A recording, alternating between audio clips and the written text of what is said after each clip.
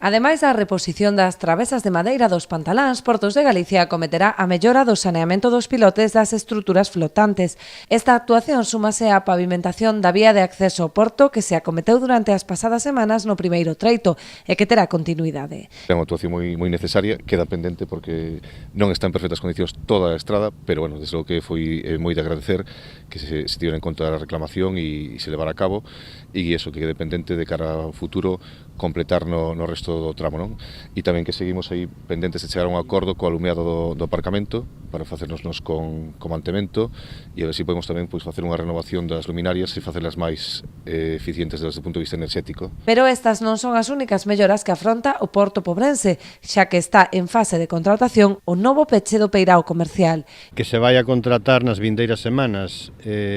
o que é o novo peche do recinto comercial, de acordos directrices do Código PVIP, que é o Código de Protección de Buques e Instalacións Portuarias.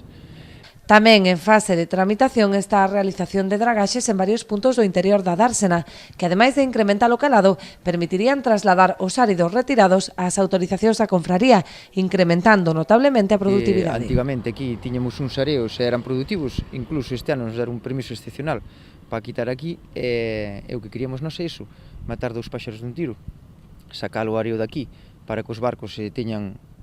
poder salir e entrar sin ter problema de que se están cargados, marea baixo ou tal, e nós ter unha área que é moi boa, que produce, que ten moita semilla, e sacala para as outras praias onde podemos traballar todo o ano.